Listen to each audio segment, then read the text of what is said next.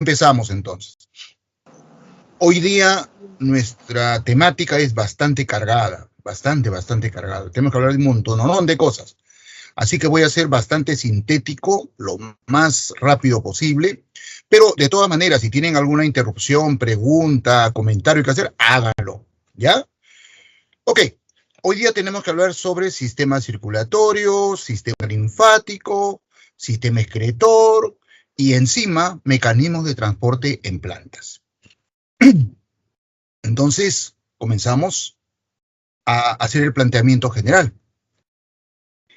Los organismos pluricelulares, aquellos que hemos llegado a desarrollar tejidos y a partir de esos tejidos órganos, somos animales muy evolucionados, ¿cierto?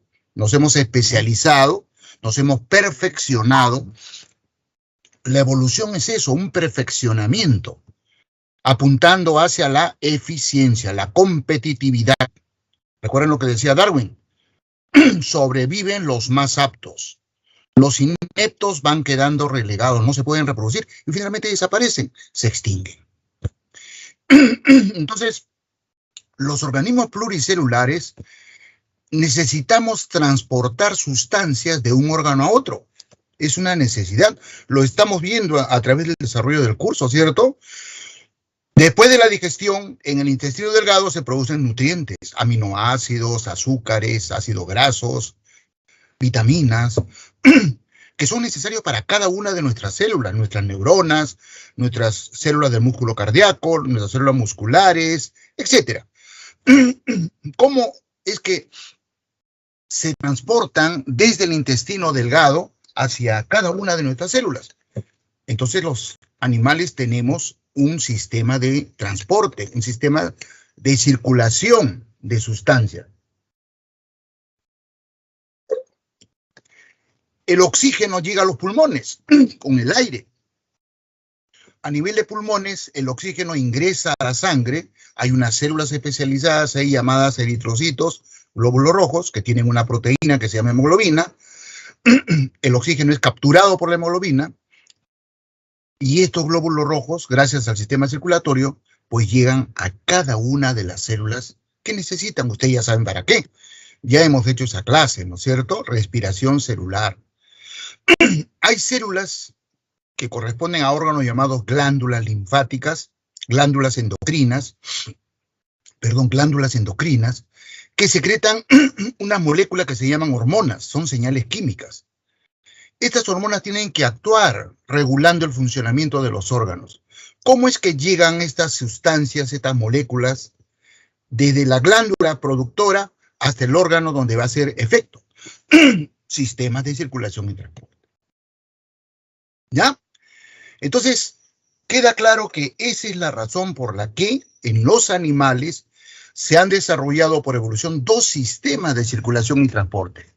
Y ahí están escritos, sistema circulatorio y sistema linfático. Son dos sistemas, ¿ya?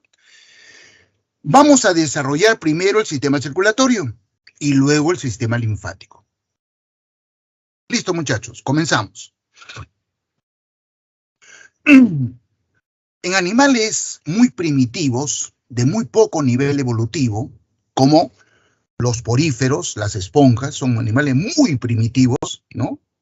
Casi no podríamos, a algunos se le podría ocurrir, no son animales, pero sí lo son, ¿no? Los nidarios o celenterados son animales muy primitivos también, más evolucionados que las esponjas, pero también no han llegado a desarrollar tejidos ni órganos concretamente. Hasta los platelmintos son animales bastante primitivos, no han llegado a desarrollar completamente órganos. Estos animalitos no tienen un sistema circulatorio, ¿ya? Estos animales menores de 1 milímetro de diámetro y aquellos que no tienen un sistema digestivo, ¿no? La planaria, los platelmintos tienen un sistema digestivo, pero es incompleto. Los nidarios también tienen un sistema digestivo, pero es incompleto, ¿no? Los poríferos sí no tienen sistema digestivo. Carecen también de sistema circulatorio.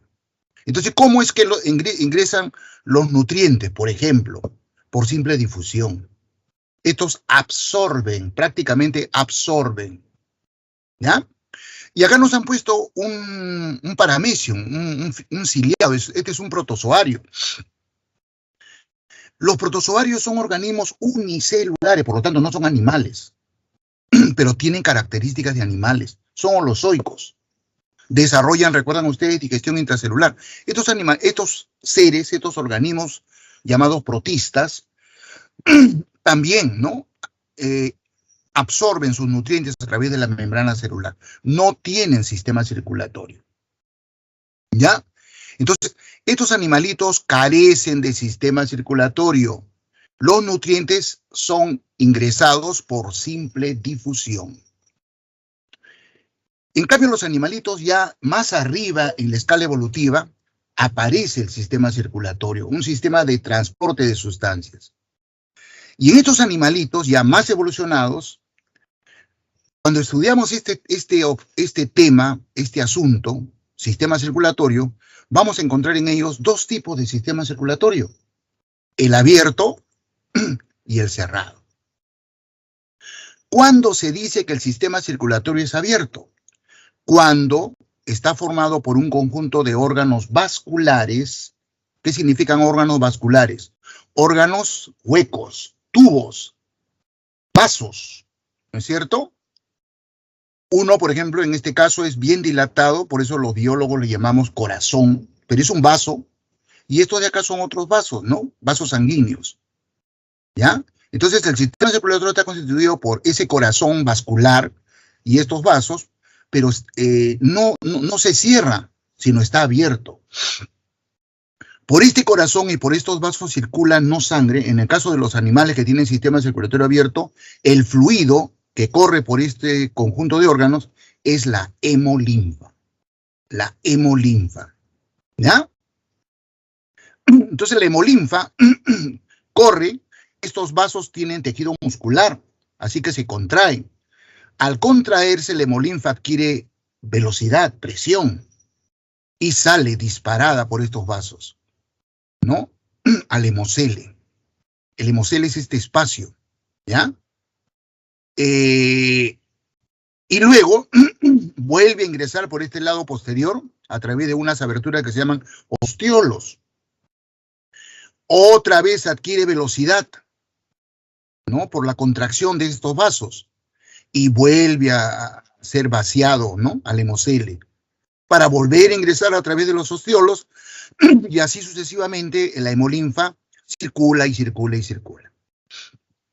A este sistema circulatorio los biólogos también le llamamos lagunar, porque se forman lagunas de hemolinfa, ¿no? Lagunar también se le llama.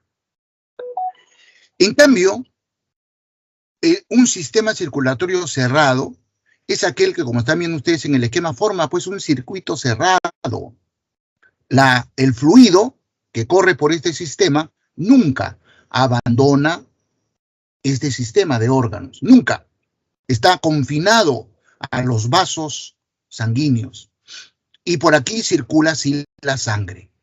El fluido que circula por este sistema circulatorio es lo que llamamos sangre, un tejido conectivo, ¿se acuerdan?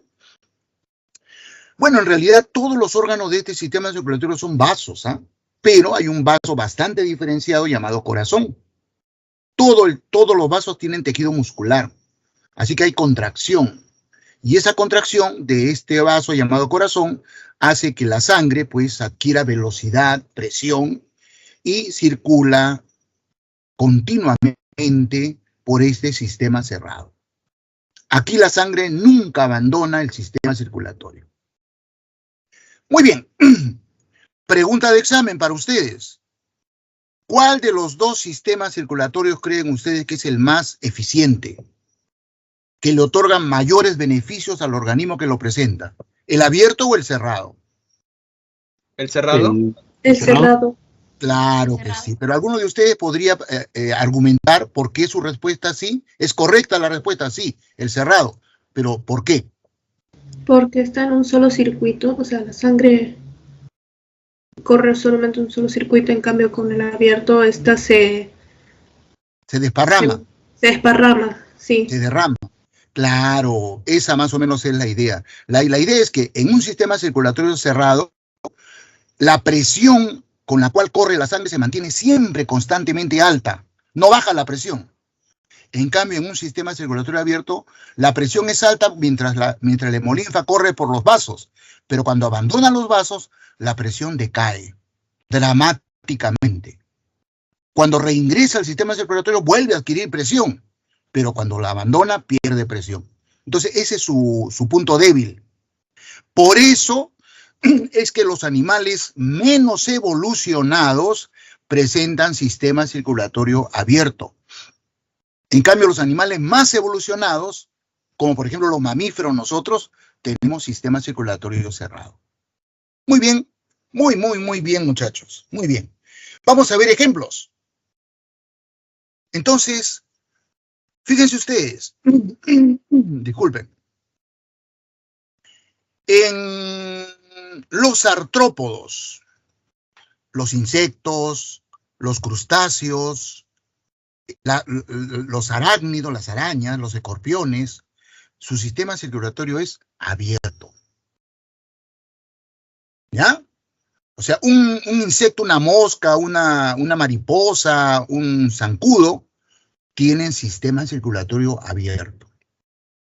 Por ese sistema circulatorio transita hemolinfa. ¿Correcto? Ellos tienen un vaso dorsal, este de acá, en la parte dorsal corre un vaso que en una zona es más ancha que en el resto y se llama corazón, ¿ya? Entonces la hemolinfa corre por este vaso dorsal y se vierte en la parte de la cabeza, la región cefálica. La hemolinfa se vacía, forma lagunas a nivel de la cabeza, con la presión que traía es desplazada hacia la región torácica, llega hasta la región abdominal, y a través de los ostiolos, acá en la región abdominal, ingresa nuevamente al vaso dorsal. Cuando la hemolinfa ya está en el vaso dorsal, agarra presión, velocidad, el corazón lo bombea más fuerte todavía, y nuevamente es vaciado a nivel de la cabeza. Pasa a la región torácica, formando lagunas, llega a la región abdominal, vuelve a ingresar al vaso dorsal, y así sucesivamente. Esto se da en todos los artrópodos, insectos, arañas, crustáceos, ¿no? Camarones, langostinos, etcétera, etcétera, etcétera. En los moluscos se presenta en un grupo sistema circulatorio abierto, pero en otro grupo de moluscos sistema circulatorio cerrado. ¿En qué moluscos el sistema circulatorio es abierto? Por ejemplo, en los bivalvos, en los pelecípodos, le llamamos los biólogos. El choro, el marisco, ¿no? Los bivalvos, ¿ya? Las mejas tienen sistema circulatorio abierto. Los gasterópodos, como los caracoles, las babosas, también tienen sistema circulatorio abierto. Pero los moluscos cefalópodos, que dicho sea de paso son los moluscos más evolucionados, como el calamar, como el pulpo, su sistema circulatorio ya es cerrado. No se olviden, estos datos memorísticos son tema de preguntas de examen. En los moluscos, repito, se presenta sistema circulatorio abierto y cerrado. Cerrado en los cefalópodos, como el pulpo y el calamar, la pota, y abierto en los bivalvos y en los caracoles. En los anélidos, que son unos gusanitos, ¿no? Que tienen el cuerpo dividido en segmentos, que nosotros los biólogos le llamamos metámeros, cada segmento le llamamos metámeros, el sistema circulatorio es cerrado, es sorprendente, porque los anélidos van ahí a la par que los artrópodos. Y sin embargo, los artrópodos, acabamos de ver, tienen sistema circulatorio abierto, pero los anélidos tienen sistema circulatorio cerrado. En cada segmento del anélido, del gusanito, hay un corazón. O sea que el anélido tiene tantos corazones como segmentos tenga. De esos corazones salen vasos que vuelven a ingresar al propio corazón. Y cada mini sistema circulatorio está ligado al otro y al otro y al otro. ¿Mm? Un ejemplo de anélido es la lombriz de jardín, la lombriz de tierra, o la sanguijuela, ¿ya? En los equinodermos, que son animales muy evolucionados, prácticamente ellos están un peldaño antes que nosotros, que los cordados, los animales más evolucionados. Obviamente, el sistema circulatorio es cerrado. Todos los equinodermos, la estrella de mar, el sol de mar, el erizo de mar, el pepino de mar, no son los equinodermos. Tienen sistema circulatorio cerrado. Lo que pasa es que estos animales tienen, curiosamente, anecdóticamente, una simetría radial. Y esto también es sorprendente, porque simetría radial tienen los animales muy poco evolucionados, como por ejemplo estos. Los nidarios tienen simetría radial, los poríferos tienen simetría radial, porque son bien primitivos. A partir de los platelmintos, la simetría es bilateral. Los anélidos, los artrópodos, los moluscos tienen simetría bilateral. Sin embargo, los equinodermos tienen simetría radial. Es sorprendente, es una de esas curiosidades que tiene la naturaleza. Obviamente, entonces, el sistema circulatorio está orientado en respecto de esa simetría, ¿no? El corazón está acá en la parte central y los vasos sanguíneos van a cada uno de los brazos de la estrella de mar. Ok, listo. Con eso terminamos el sistema circulatorio en los invertebrados. ¿Quiénes son los invertebrados? Animales que carecen de columna vertebral. Equinodermos, moluscos, artrópodos, anélidos, nemátodos, nidarios, son invertebrados, animales bastante primitivos. En la cúspide de la escala evolutiva del reino animal, ya estamos los vertebrados. ¿Quiénes somos los vertebrados? Animales que hemos desarrollado columna vertebral, vértebras. Ahí están los peces, los anfibios, los reptiles, las aves y los mamíferos. Y dentro de los mamíferos estamos nosotros, los seres humanos. Obviamente, y esta sería pregunta de examen, ¿qué tipo de sistema circulatorio presentan los vertebrados? ¿Cuál sería la respuesta, estimados alumnos? ¿Abierto o cerrado? Cerrado. Obviamente. Claro, claro que sí. Obvio, por simple lógica. Sería una blasfemia decir que algún vertebrado tenga sistema circulatorio abierto. Sería una cosa realmente asombrosa, y no es así. Todos los vertebrados tenemos sistema circulatorio cerrado. Desde los peces hasta los mamíferos. Pero aquí viene el asunto. Hay diferencias entre estos sistemas circulatorios cerrados de los vertebrados. Y eso es lo que les voy a explicar en este momento. ¿Ya? Ojo, oído, pestaña y ceja, como decía un comentarista de mi época, el Beco, ¿no? Cuando él quería que la gente ponga atención en algo que él iba a decir. Oído, pestaña y ceja, ¿ya? Porque de aquí salen las preguntas, pues. En los peces, ¿cómo es el sistema circulatorio cerrado? Simple y completo. Acá está. En peces, la circulación es cerrada, obviamente, simple y completa. Cerrada, simple y completa. La primera ya la saben, cerrada. Pero ¿por qué decimos que es simple? ¿Y por qué decimos que es completa? Les explico. Aquí tenemos un esquema del sistema circulatorio de los peces. ¿Ya? Este es el corazón. Estoy señalando el corazón. Si vemos el corazón de un pez, tiene dos cavidades. Esta de acá abajo es la aurícula y esta de acá arriba es el ventrículo. Bueno, arriba abajo es por el esquema. Cuando el pez está horizontal, como está este pez de acá, no es ni arriba ni abajo, ¿no? Diríamos adelante o atrás. ¿Correcto? Esto es relativo. Acá en el esquema, la aurícula está acá en la parte de abajo y el ventrículo en la parte superior. Nosotros solemos representar a la sangre venosa, sangre cargada de dióxido de carbono, de CO2, de color azul. Porque cuando la sangre está cargada de CO2, tiene una tonalidad oscura por culpa de la carbaminohemoglobina, que tiene esa tonalidad oscura, opaca. En cambio, cuando la sangre está cargada de oxígeno, la hemoglobina se torna en oxihemoglobina, roja, vermellón. Por eso nosotros los biólogos representamos a la sangre arterial o sangre oxigenada de color rojo. Entonces acá estamos viendo que por el corazón del pez pasa sangre venosa, sangre cargada de CO2. ¿Y por qué? Estos vasos que estoy señalando son venas. Bueno, estos son capilares, luego se convierten en venas. Estas venas recogen el dióxido de carbono de cada una de las células del pez.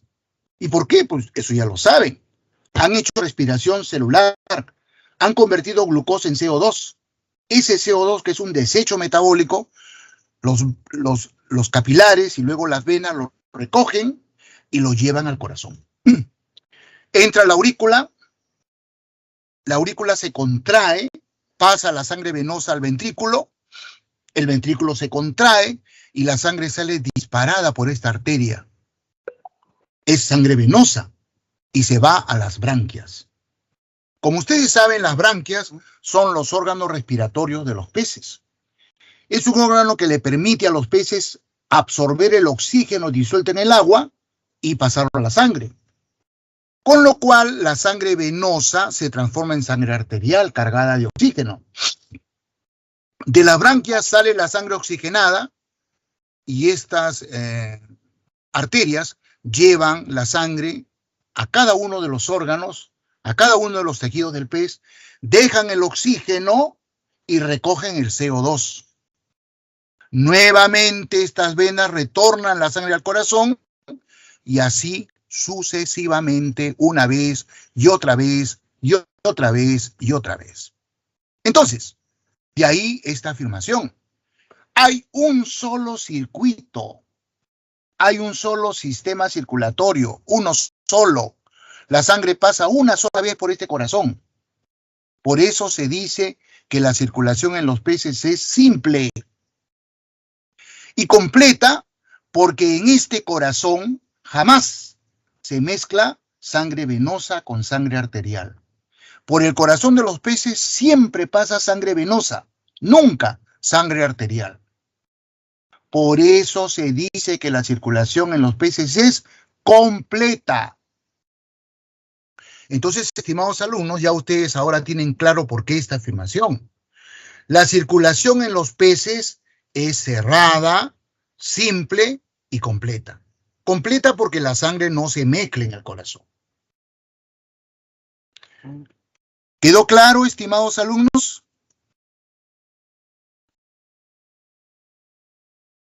¿Quedó claro, estimados alumnos? Profesor, ¿podría repetir de nuevo lo de la circulación? No me quedó muy claro. Hablo de la circulación simple del pez. Claro, estamos hablando de la circulación en los peces. Te repito, no es doble. Esta circulación que yo estoy describiendo en este momento no es doble, es una sola. Por eso es simple. ¿Estás de acuerdo? Es decir, la sangre pasa por el corazón, sale, va a las branquias, se dirige al cuerpo, a todos los órganos, recoge la sangre de los órganos y vuelve al corazón. De ahí se va a las branquias y así sucesivamente. Una sola vez. ¿Te quedó claro por qué es simple? Sí, profesor. Perfecto. ¿Y por qué es completa? Ese es un concepto que vamos a meter ahora, que ya hemos metido, pero que lo voy a recalcar ahora. Se dice que una circulación es completa cuando en el corazón no se mezcla la sangre venosa con la sangre arterial, o sea, la sangre azul con la sangre roja. En este corazón solamente circula sangre azul, venosa, nunca sangre roja, arterial. Por eso se dice que la circulación es completa.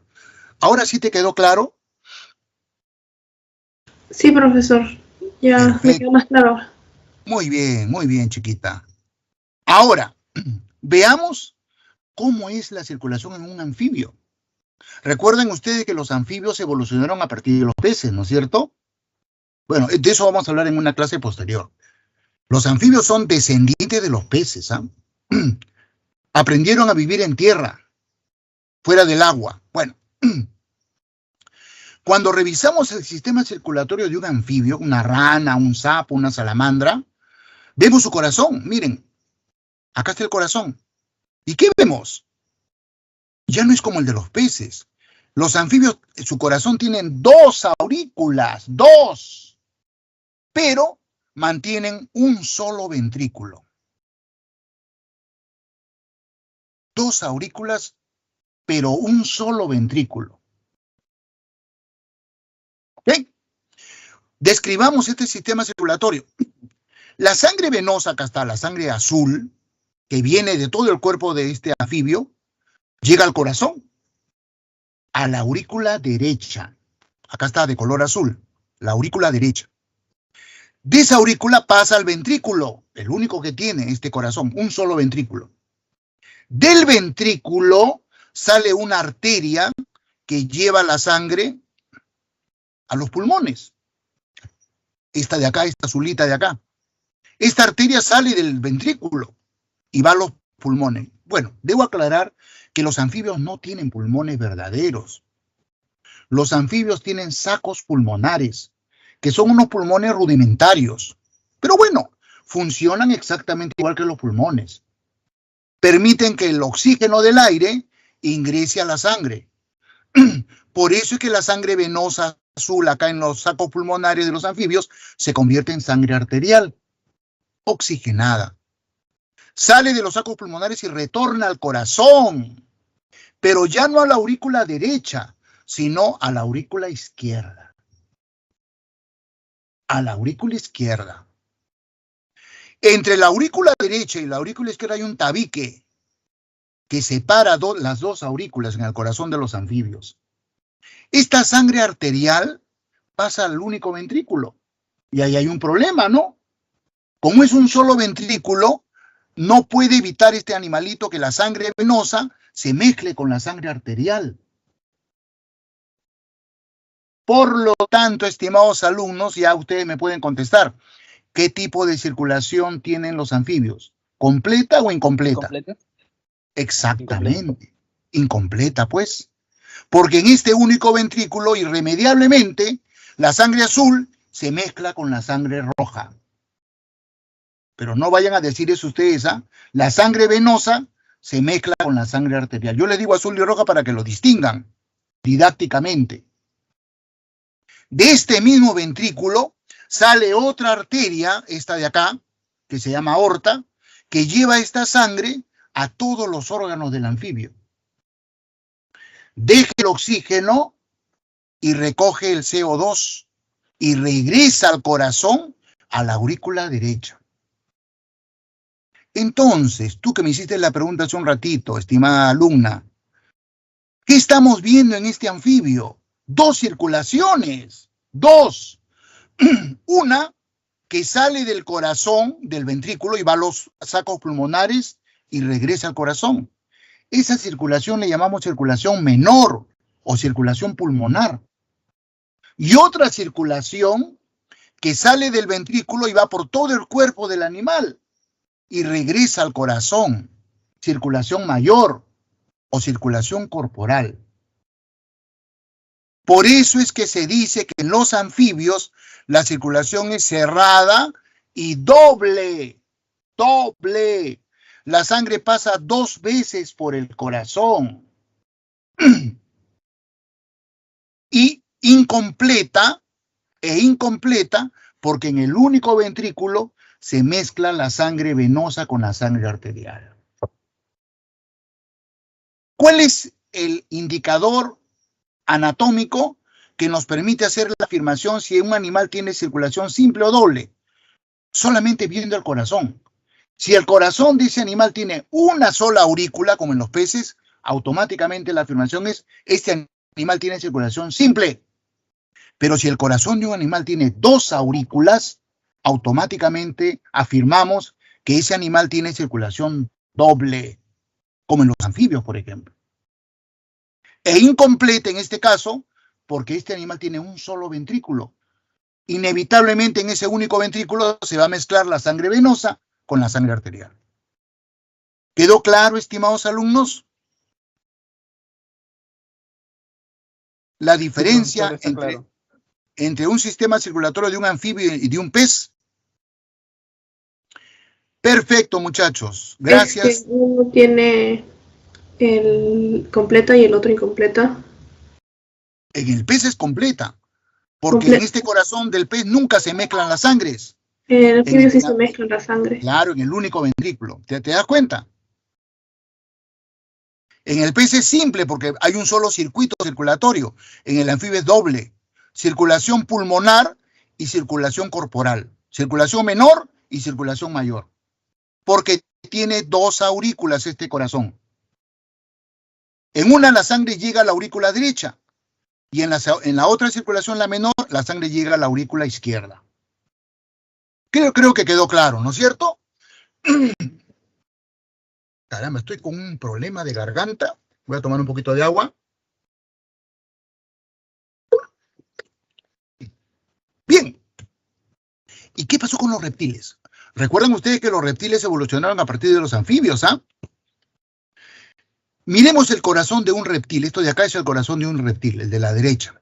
Y mire, este corazón tiene dos aurículas, aurícula derecha y aurícula izquierda, y dos ventrículos. Ventrículo derecho y ventrículo izquierdo. Entonces nosotros podríamos decir, pucha, los reptiles deberían tener circulación completa, porque por el corazón de la derecha solamente pasa sangre azul, venosa, y por el de la izquierda solamente sangre arterial, roja. Pero acá, ¿qué dice? Anfibios y reptiles tienen circulación cerrada, doble e incompleta. ¿Qué pasó? ¿Qué pasó? ¿Qué pisó? ¿En alguna parte se mezcla las sangres? Sí, a nivel de los ventrículos, ¿ya? El tabique que separa las dos aurículas no se ha cerrado a nivel de ventrículos. En los reptiles hay un hueco, una abertura acá a nivel de ventrículos. Bueno, los biólogos a ese orificio le llamamos foramen magnum. Foramen magnum. Entonces, debido a ese foramen magnum, en los reptiles, como los ofidios, las serpientes, como los cocodrilos, como los lagartos, como Vizcarra, es una broma, disculpen. Bueno, de repente estoy hiriendo susceptibilidades, hay algún vizcarrista acá en el aula. La sangre venosa se mezcla con la sangre arterial. La sangre venosa se mezcla con la sangre arterial. Por ese foramen. Por lo tanto, la circulación en los reptiles es igual a la circulación de los anfibios. Cerrada, doble e incompleta. A pesar de tener dos aurículas y dos ventrículos. ¿Ya? A ver, la circulación menor del ventrículo derecho sale esta arteria pulmonar y se va a los pulmones. Los reptiles tienen verdaderos pulmones. Verdaderos pulmones. Ahí en los pulmones se oxigena la sangre y regresa al corazón, pero ya no a la aurícula derecha, sino a la aurícula izquierda. A esta circulación que sale del ventrículo derecho, pasa por los pulmones y regresa a la aurícula izquierda, se le llama circulación menor o circulación pulmonar. Esta sangre arterial pasa al ventrículo izquierdo y sale por la arteria aorta y lo lleva todo el cuerpo del animal. Con lo cual, las células de todos los órganos reciben su oxígeno, botan el CO2, la sangre se vuelve nuevamente venosa y regresa al corazón a la aurícula derecha. Circulación mayor o corporal. Pero en este corazón, a nivel de ventrículos, la sangre venosa se combina con la sangre arterial. Esto hace que los reptiles sean lentos, traten de ahorrar energía. ¿Se han dado cuenta que los anfibios, comparado con otros animales, son bien lentos, bien lerdos? Tienen esa deficiencia. En los anfibios, no les he dicho, pero les doy información por si acaso, ¿cómo es que se soluciona este problema de que la sangre arterial se combina con la sangre venosa? Los anfibios respiran a través de la piel, se ayudan a través de la piel. ¿Saben eso, no? Los anfibios tienen la piel húmeda. Así que esta pérdida de oxígeno en este corazón se compensa con la oxigenación de esa sangre a nivel de la piel. Los reptiles ya no tienen eso, los reptiles ya no tienen piel húmeda, tienen piel seca, llena de capas córneas. Por eso es que los reptiles son lentos, lerdos, tienen que ahorrar energía. Su sistema circulatorio es bastante deficiente, es incompleto. Muy bien, y finalmente llegamos a los vertebrados más evolucionados, aves y mamíferos. Y obviamente, yo sé que todos ustedes lo están pensando, porque ustedes son muy inteligentes, en las aves y mamíferos, este sistema circulatorio de los reptiles se ha perfeccionado. ¿Qué ha pasado en las aves y mamíferos? Este hueco, este foramen magnum que había en los reptiles se cerró. Ya no existe en el corazón de las aves y mamíferos ningún foramen.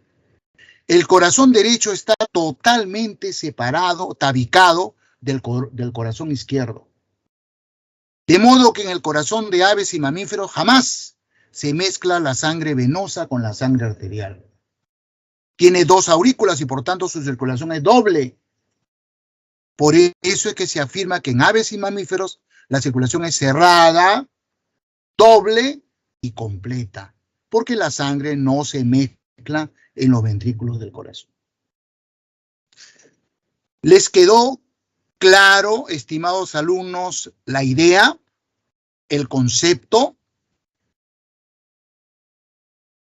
de lo que es circulación simple y de lo que es circulación completa, circulación simple, circulación doble, completa e incompleta?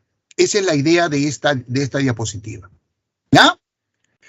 Simple y completa en los peces, doble e incompleta en anfibios y reptiles, y doble y completa en aves y mamíferos. ¿Sí? ¿De acuerdo, chicos? Sí, profesor, claro. Perfecto. Un ratito, disculpen.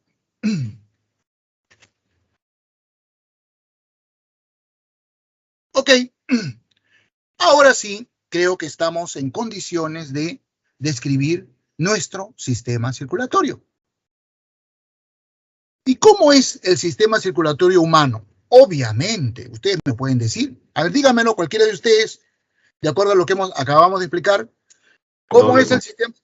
Muy bien. Claro, doble y completo. Cerrado, doble y completo. ¿No es cierto? Esa es pregunta de examen también, ¿ah? Una pregunta papaya, fácil. Muy bien. Acá lo tenemos en el lado derecho, ¿no? Nuestro corazón tiene 2 aurículas separadas por un tabique y 2 ventrículos también separados. La sangre azul venosa nunca se mezcla con la sangre roja arterial. La circulación menor sale del ventrículo derecho. Esta es la arteria pulmonar, que en este nivel se bifurcan, ¿no? 2 ramas, una para el pulmón derecho y otra para el pulmón izquierdo. En los pulmones se oxigena la sangre, se convierte en sangre arterial y retorna al corazón mediante las venas pulmonares a la aurícula izquierda. Circulación pulmonar. Esta sangre pasa al ventrículo izquierdo y del ventrículo izquierdo sale esta arteria que se llama aorta, que lleva sangre a todo el cuerpo humano. Deja el oxígeno en nuestros órganos, recoge el dióxido de carbono y retorna al corazón a la aurícula derecha, por la vena cava superior y vena cava inferior. La sangre venosa pasa al ventrículo derecho y de aquí sale por la arteria pulmonar nuevamente a los pulmones y así sucesivamente. Circulación menor o pulmonar y circulación mayor o corporal. Vamos a estudiar los órganos que forman el sistema circulatorio humano. ¿Cuáles son los órganos que forman el sistema circulatorio humano? El corazón, las arterias, esta roja que está acá y esta que está acá también, esta arteria. Todo vaso que sale del corazón, los biólogos le llamamos arterias. Todo vaso que saca sangre del corazón se llama arteria. Todo vaso que retorna la sangre al corazón le llamamos venas.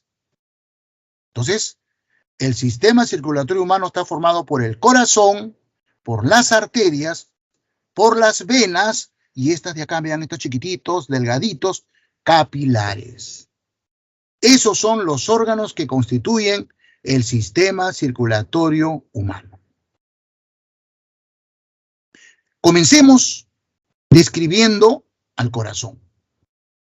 Acá lo tenemos en el lado izquierdo, grandote, lindo. El corazón es un órgano, ¿cómo le llamamos? ¿Cuál es el nombre? Se me ha ido de la cabeza en este momento. ¡Noble! ¿Por qué le llamamos al corazón un órgano noble? Porque nunca nos falla. Nunca nos falla. Mientras tengamos vida. Cuando el corazón falla, se acabó la vida. O sea, se acabó. Simplemente.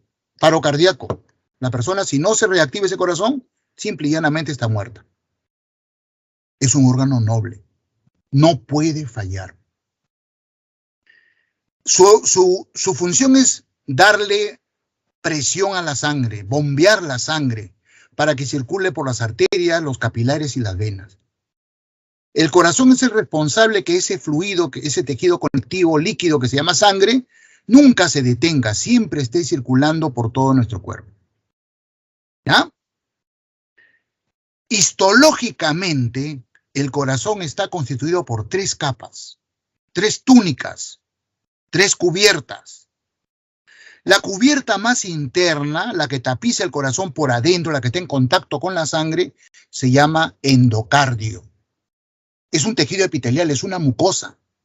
El endocardio, tejido epitelial. Sobre el endocardio hay una gruesa capa de tejido muscular, que los biólogos llamamos miocardio. El miocardio. Pregunta para ustedes, estimados alumnos. ¿Qué tipo de tejido muscular forma el miocardio? De los 3 que hemos estudiado en una clase anterior. Tejido muscular liso. ¿Esquelético? No. No esquelético. El otro, ¿cómo se llama el otro? Cardíaco. Tejido muscular estriado cardíaco. Es un músculo exclusivamente diseñado para este órgano, para el corazón. Fíjate.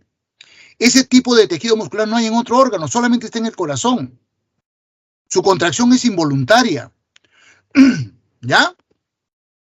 Miocardio. Y una túnica que cubre al corazón por afuera, el pericardio. Entonces el corazón tiene 3 túnicas, 3 cubiertas. Endocardio, miocardio y pericardio. Como ya ustedes saben, tiene 2 cavidades superiores llamadas aurículas, derecha e izquierda, y 2 cavidades inferiores llamadas ventrículos, derecho e izquierda. El aurícula derecha y ventrículo derecho están pintados de azul para recordarles que por acá corre sangre venosa. Y el aurícula izquierda y ventrículo izquierdo están pintados de color rojo para recordarles a ustedes que por acá corre sangre arterial. ¿Ya? Bien, comunicando cada aurícula con su ventrículo hay 2 válvulas, 2 válvulas. La válvula tricúspide, la que está en el corazón derecho, en el lado derecho, que une la aurícula derecha con el ventrículo derecho, la válvula tricúspide, y la válvula bicúspide, o también llamada válvula mitral, que comunica la aurícula izquierda con el ventrículo izquierdo. Estas válvulas son una maravilla de arquitectura. No pueden fallar como todo el corazón. Están reforzadas con tejido muy duro, no es óseo ni cartilaginoso. Es un tejido que se llama tendinoso. Igualito que el tejido que une los músculos con los huesos. Es muy duro. Nosotros los seres humanos hemos diseñado, hemos creado un montón de tipos de válvulas. Válvulas bifásicas, válvulas peristálticas que las empleamos en la industria petrolera, en cañerías de agua, de gas, etc. Pero ninguna de nuestras válvulas se acerca ni al 10% de la eficiencia que tienen estas válvulas aurículo-ventriculares, se llaman. Válvulas aurículo-ventriculares, son una maravilla de arquitectura. ¿Ya? Bueno, estas válvulas permiten, cuando los aurículas están llenas de sangre y las paredes del corazón se empiezan a contraer, que la sangre pase de las aurículas a los ventrículos. Pero impiden que la sangre que ya está en los ventrículos retorne a las aurículas. Están hechas para eso. Si la sangre por alguna razón retornara del ventrículo a la aurícula, sería fatal. Esa persona muere. No pueden fallar estas válvulas, ¿ya? Bien, he dicho que las paredes del corazón, o sea, el miocardio se contrae por contracción de ese tejido muscular. Eso obedece a un sistema complejo que está relacionado con el sistema nervioso, que es el famoso sistema nodal. El sistema nodal. Este sistema nodal actúa sobre el miocardio del corazón, haciendo que el corazón empiece a contraerse desde la parte superior, las aurículas, hacia la punta del corazón, que son los ventrículos. A esa contracción del músculo cardíaco los biólogos le llamamos sístole. Y a la relajación correspondiente, subsiguiente, le llamamos diástole. Entonces la sístole, la contracción del músculo cardíaco, se inicia desde la aurícula derecha. Aquí en la aurícula derecha hay un conjunto de células llamadas células de Purkinje que forman el nódulo sinusal. Este nódulo sinusal se empieza a contraer por estímulo nervioso, obviamente, ¿no es cierto? Un sistema nervioso central autónomo se contrae estas células y estimulan la contracción de las células subsiguientes. Eso ocurre por estos conductos, ¿no? El nódulo auriculoventricular. Del nódulo sinusal, esa contracción se extiende hacia el nódulo auriculoventricular, que es este de acá. Eso se extiende hacia el fascículo de His. Y el fascículo de His se convierte en dos ramas del fascículo de His, que finalmente termina ramificándose por todo el miocardio. Este sistema nodal hace que la contracción del músculo cardíaco comience desde la aurícula derecha, se extienda por todo el corazón hacia la punta del corazón. Y es automático. Es automático. Un tanto independiente del sistema nervioso. Por eso es que hay una afirmación en los textos. El músculo cardíaco es miogénico. No sé si ustedes alguna vez han visto una filmación de un trasplante de corazón humano o de animales, y habrán visto que cuando el cirujano saca el corazón del paciente, al cual se le va a cambiar el corazón, ese corazón se está contrayendo en la mano del cirujano. Sigue latiendo. Bueno, hasta que finalmente ese estímulo cesa y el corazón deja de latir. Nosotros, por ejemplo, los estudiantes de medicina y estudiantes de biología, hacemos práctica con animales, ¿no? Yo he hecho, por ejemplo, prácticas con palomas, con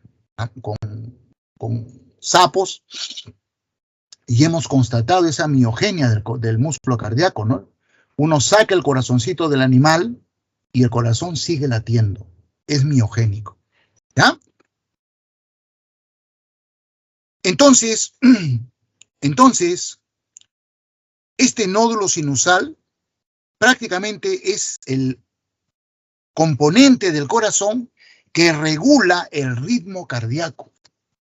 Regula cuántas veces por unidad de tiempo el corazón se contrae y se relaja, se contrae y se relaja. Sístole, diástole, sístole, diástole. Tiene un ritmo constante el corazón. Eso es un ritmo que uno reconoce rápidamente, ¿no? Poniendo el oído en el pecho de una persona o usando un estetoscopio. Es un ritmo bien rítmico, marcado. Cuando ese ritmo no es el ritmo normal que debe tener un corazón, se habla de las famosas arritmias cardíacas. Hay personas que tienen arritmias muy severas, alteran totalmente el proceso circulatorio. Se llega al punto que en esas personas hay que anular este nódulo sinusal natural y hay que colocarles un marcapaso. A partir de ese momento ya no funciona el nódulo sinusal, sino el marcapaso, el que estimula a este sistema nodal para que marquen el ritmo cardíaco de esa persona. Bien, La unidad fisiológica del corazón se conoce como ciclo cardíaco. Es brevísimo, no dura ni siquiera un segundo.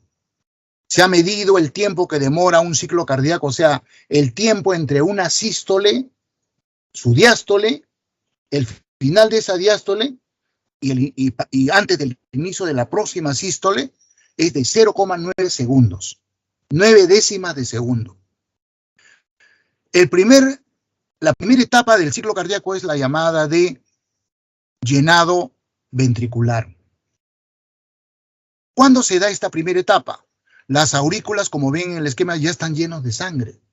Los dos tipos de venas, las venas cavas y las venas pulmonares, ya llenaron las aurículas de sangre.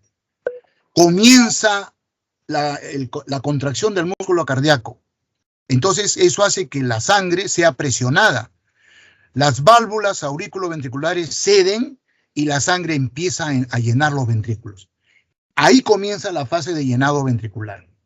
Dura medio segundo, más o menos, 0,5 segundos.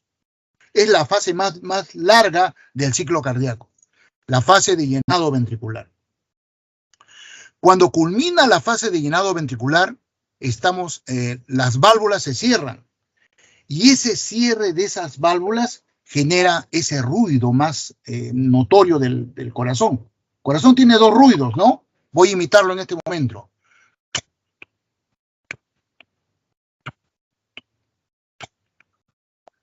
Ese primer ruido se debe al cierre de estas puertas de las válvulas auriculoventriculares. Tenemos a los ventrículos llenos de sangre y las paredes se están contrayendo. Es como que tuviéramos la boca llena de agua y alguien nos empieza a presionar los cachetes. Hay dos salidas. O escupimos el agua porque nos están empujando los cachetes o la tragamos. Bueno, acá la sangre que está en los ventrículos tiene dos alternativas. O regresa a las aurículas, eso no puede ser porque las válvulas auriculoventriculares impiden eso, o sale disparada por las arterias. Ocurre lo segundo. La sangre sale disparada por las arterias, arteria pulmonar y arteria aorta. Bueno, el momento en el cual los ventrículos están llenos de sangre y sus paredes se están contrayendo se llama fase de contracción isovolumétrica. Es brevísima. Dura una décima de segundo. No aguanta el corazón mantener la sangre ahí. Así que la sangre sale violentamente disparada hacia las arterias. La fase de eyección. Las dos arterias, la arteria pulmonar y la arteria aorta, tienen válvulas, llamadas válvulas semilunares o válvulas sigmoideas, también se les llama. Esas válvulas se abren y la sangre entra a las arterias. Cuando la sangre ya ha sido eyectada, esas válvulas se cierran. Y ese cierre de esas válvulas arteriales es la que produce el segundo sonido, el más leve del corazón, ¿no? Vuelvo a repetirlo. El segundo ruido. ¿Ya? Y a esa fase de eyección le sigue la fase de relajación isovolumétrica. Ya desde acá, los aurículas nuevamente se están llenando de sangre. ¿Eh?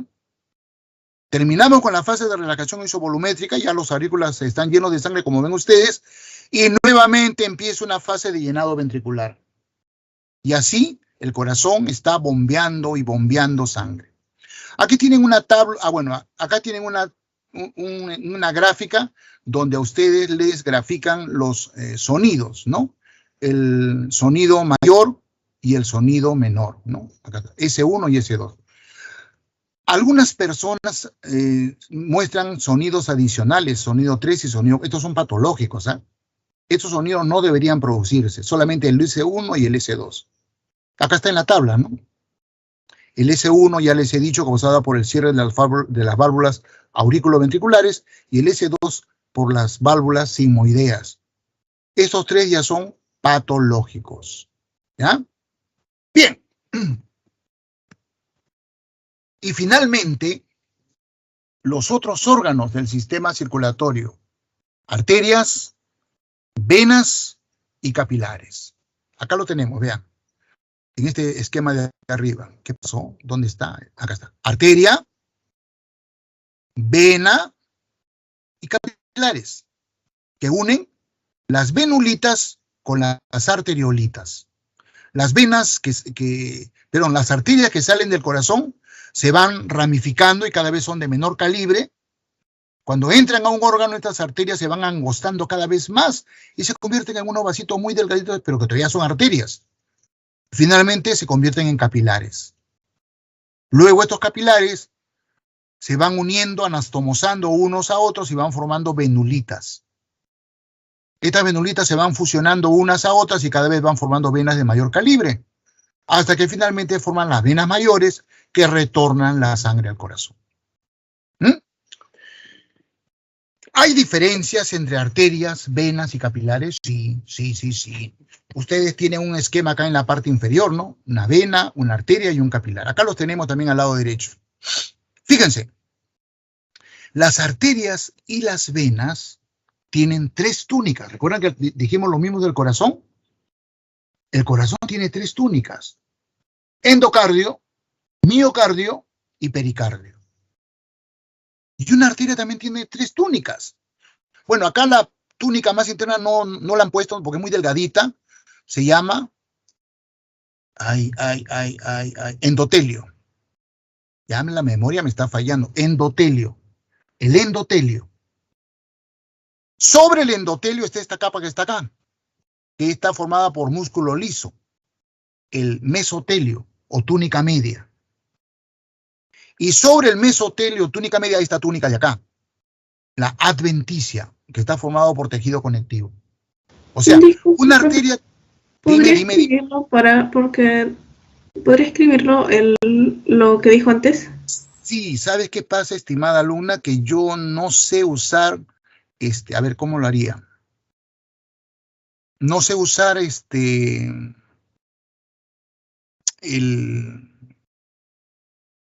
la capacidad de poder escribir acá, salvo que acá escriba. Solamente pongo en el chat para acordar. No, sí, pongo un cuadro de texto y creo que se puede hacer, ¿no? Ahí está.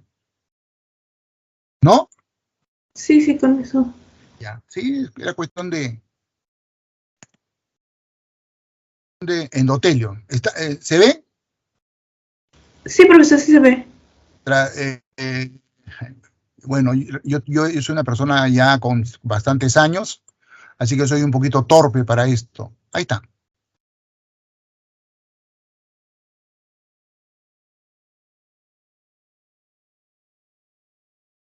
Endotelio.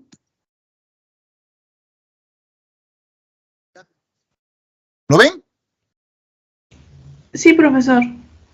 El endotelio, el mesotelio y la adventicia, ¿ya? En la vena también encontramos las 3 túnicas. El endotelio, acá adentro, el mesotelio, la túnica media, y la adventicia, la túnica externa. Si comparamos con el corazón, entonces podemos concluir que el corazón también es un vaso. Tiene 3 túnicas. ¿Se dan cuenta? Lo que pasa es que el corazón es un vaso que se modificó, se transformó para cumplir con su misión de bombear la sangre. Pero embriológicamente, el corazón es un vaso sanguíneo, como una arteria o una vena, que se transformó en corazón. ¿De acuerdo? En cambio, los capilares están formados solamente por una sola túnica, el endotelio. Acá se ve el nombre, ¿no? Endotelio. Solamente el endotelio. Con su membrana basal, porque el endotelio es tejido epitelial. ¿Ya? Por eso es que los capilares sanguíneos permiten el flujo de líquidos, de gases y hasta de células. Los glóbulos blancos que están circulando por la sangre, los leucocitos, salen de la sangre hacia los tejidos a través de capilares. No pueden salir a través de arteria porque esto es muy grueso, no pueden atravesar esto, pero sí pueden atravesar la pared de un capilar. Entonces, acá hay unos conceptos. Los capilares sanguíneos tienen permeabilidad. Las arterias y las venas no. Las arterias, aunque acá no lo dice, esta túnica media tiene músculo liso y tiene tejido conectivo elástico.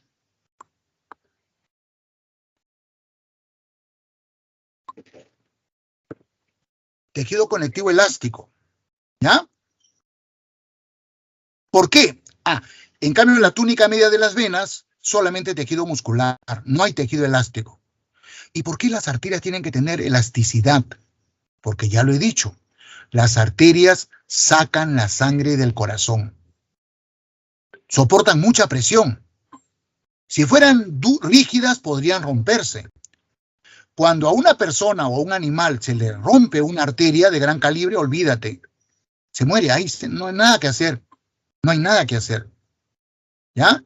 Por eso es que hay tejido elástico acá.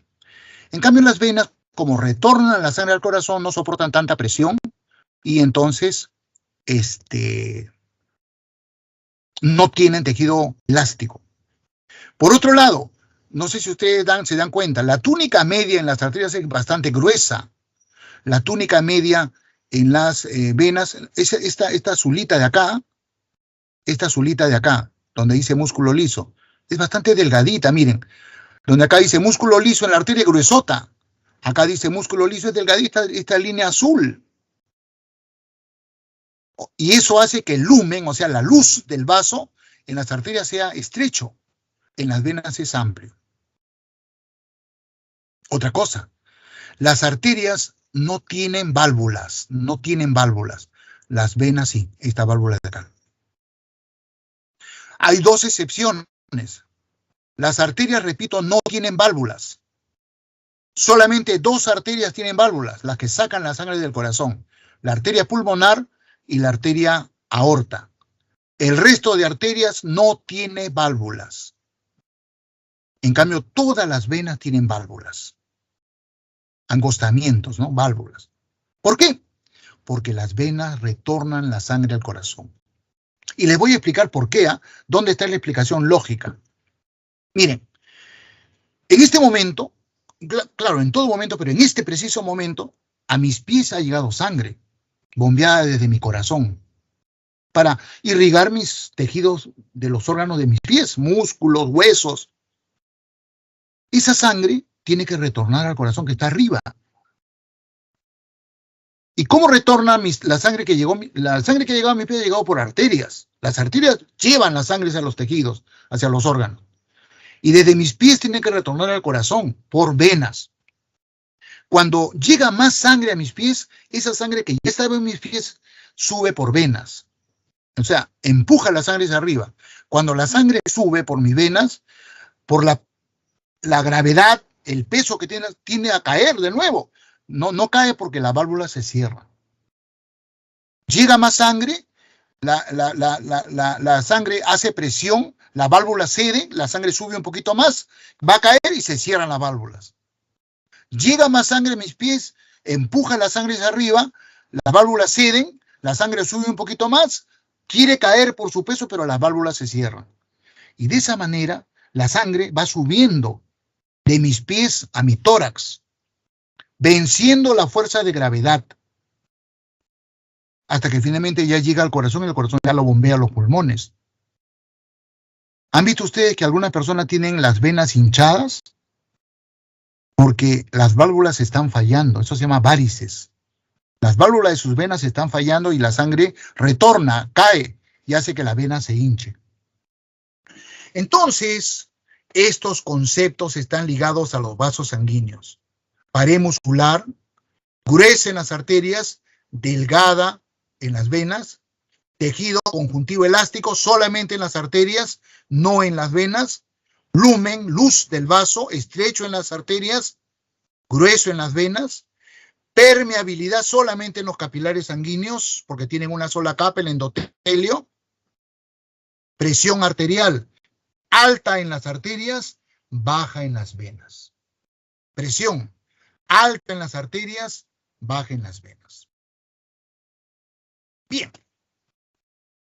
Ay, estoy preocupado porque ya debería haber terminado con sistema circulatorio. Continúo. Nosotros y todos los animales tenemos siempre un volumen constante de sangre. ¿Ya? A eso le llamamos, voy a escribirlo, ya aprendí con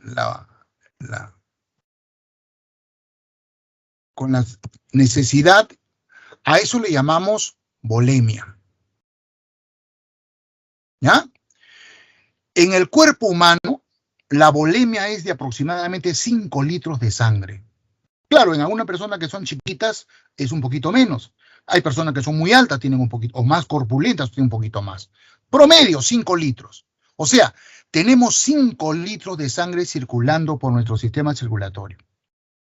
Si algún vaso sanguíneo se rompe, entonces comenzamos a sufrir un fenómeno que se llama desangramiento, pérdida de sangre. Entonces la volemia empieza a bajar. ¿No es cierto? Si perdemos sangre, el volumen de sangre en nuestra volemia va disminuyendo. Hay un punto crítico.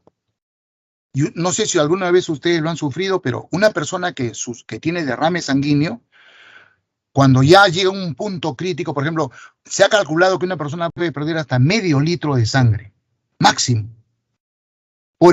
Más de medio litro, la persona, llegando ya al medio litro de sangre, la persona llega a tener el primer síntoma, mareo, vértigo, ¿no? Pérdida de conocimiento.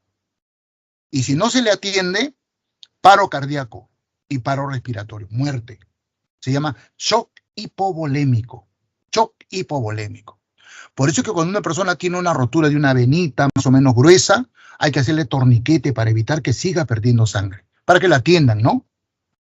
Pero cuando la rotura de un vaso es de un capilar o de una venulita muy delgadita, nosotros, los seres vivos, los animales, tenemos un proceso que se llama coagulación sanguínea. Esa coagulación sanguínea está mediada por estas partículas, estos elementos formes. No son células, son trozos celulares que se llaman plaquetas. Las plaquetas contienen en su interior una sustancia que se llama tromboplastina. En la sangre de cualquier animal o de cualquier ser humano hay unas moléculas de naturaleza proteica llamadas factores de coagulación. Son 13. Los hematólogos, los biólogos le llamamos factores de coagulación con números romanos. Factor 1 romano, factor 2, 3, 4 hasta el 13. Acá no es tan completo porque este es un esquema muy simple. Cuando un vasito se ha roto, acá ven ustedes el vasito, la pared se ha roto, entonces la sangre empieza a salir. Las plaquetas chocan con esta pared rota y liberan la tromboplastina. Esta liberación de tromboplastina necesita 2 elementos más para actuar, para activar todos los factores de coagulación. El calcio y la vitamina K. Si además de la tromboplastina en esta sangre hay vitamina K y calcio, se activa la protrombina, que es el primer factor de coagulación. La protrombina se transforma en trombina.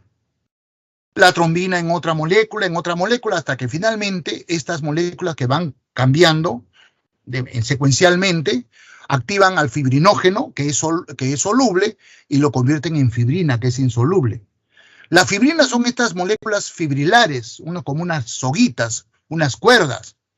Esta fibrina amarra glóbulos blancos, glóbulos rojos, plaquetas, y forma el coágulo. Ese coágulo tapona el vaso sanguíneo y evita que la sangre siga escapando al sistema circulatorio. De esa manera se evita la pérdida de la volemia. Coagulación sanguínea. ¿Ya? Repito, si el vaso es muy grande, ya la coagulación no sirve, pues, ¿no? Es demasiada pérdida de sangre. ¿Ya? Listo. Acabamos con el sistema circulatorio.